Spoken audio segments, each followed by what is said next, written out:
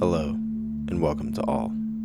My name is Goob, and today I'll be talking about the terrifying case of Russian serial killer Andrei Chikatilo.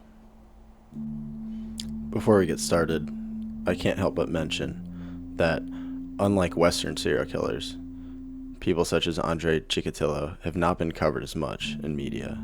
Thus, it makes for a very terrifying and interesting story.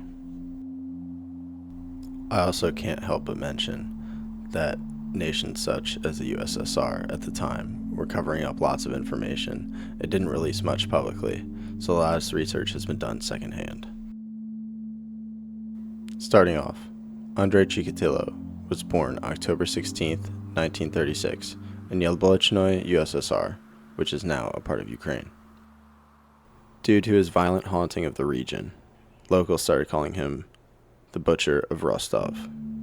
He was convicted of murdering 52 people. However, he later confessed to murdering 56. His victims were mostly children and young women. He was active from years 1978 to 1990 for a total of 12 years and committed many despicable crimes such as murder, SA, and cannibalism. During the time he was born, the USSR was meddling in the Spanish Civil War and experiencing a lot of famine in the homeland. Andrei had a tough start to life, which continued through his early childhood. He grew up in a one-room hut with his family, and he suffered from bedwetting, bullying, and likely sexual dysfunction. This led him to be socially awkward and extremely quiet, and often seen as odd by many of his peers.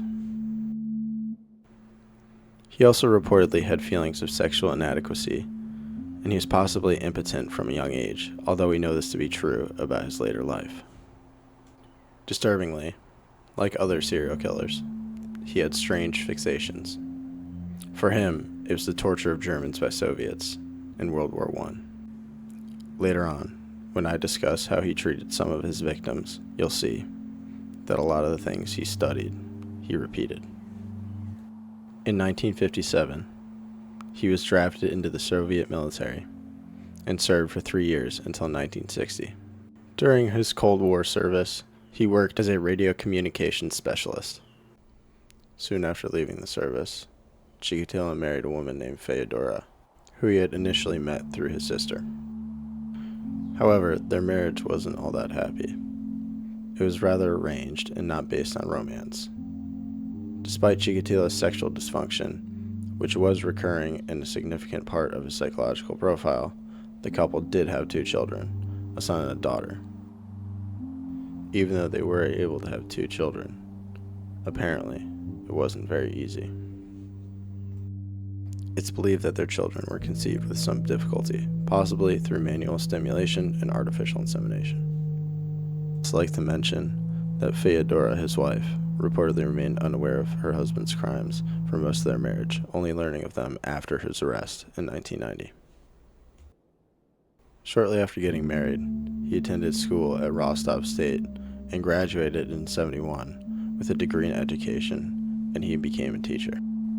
However, he was soon forced out of this position due to SA allegations on the children. Andrei would soon begin his killings in 1978.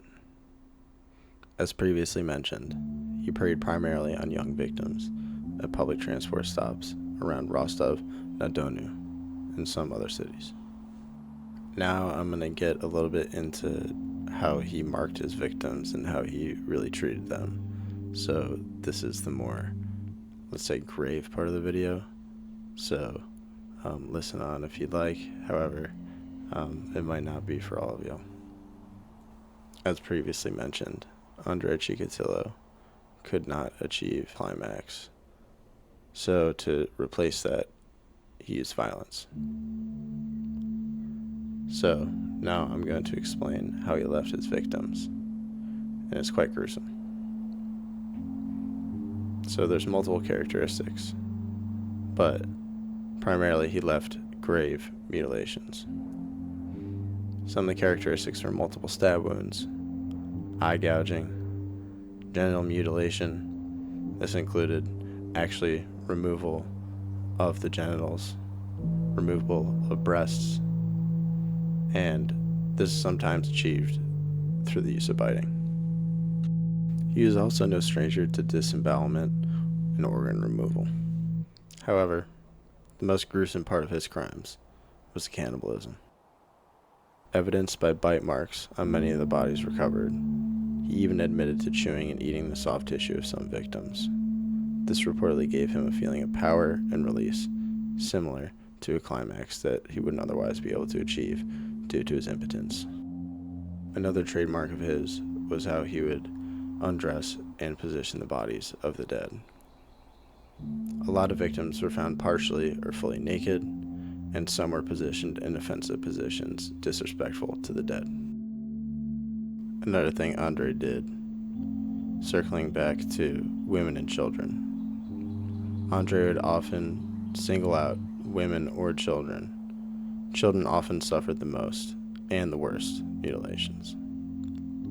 Women were also typically stabbed in the face and sensitive areas in order to demean them. I'm now going to share with you the story of his final victim, Svetlana Korostik.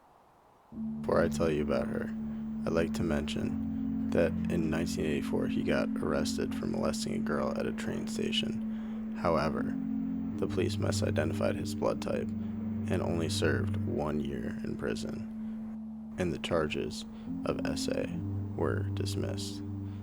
Even worse, he was only let out after 3 months. And knowing this, it's going to make this next story even worse. After being released from prison, he just goes back to his old ways. On the night of November 6th, 1990, in a small town in Ukraine, unfortunately for Svetlana, this railway station was frequented by Andrei Chikatilo. Somehow, unfortunately, he was able to lure her into the woods. Once they were alone, he attacked Svetlana with brutal force. He beat her, stabbed her, and mutilated her, like the other 50-plus victims. However, just when he thought he was safe, and walking back to the train station, with blood on his face, and dirt all over himself, an undercover cop spots him, and acting shady, he jots down his name, but just lets him go. A week later, once they had found Svetlana's body, the police connected the dots, and Chikatilo's name rang a bell. After keeping a close eye on him, on November 20th, they caught him red-handed with a knife, rope, and Vaseline in his briefcase. Under interrogation, Chikatilo cracked, confessing to Svetlana's murder and over 50 others. After his arrest, and while he was in prison, he was very proactive with police, and actually ended up reenacting quite a few of his crimes in the scenes that they actually took place. On October 1992, Andrei Chikatilo was sentenced to death. Finally, on February 14th, 1994, Andrei Chikatilo was executed in a Russian prison in Novocherkassk.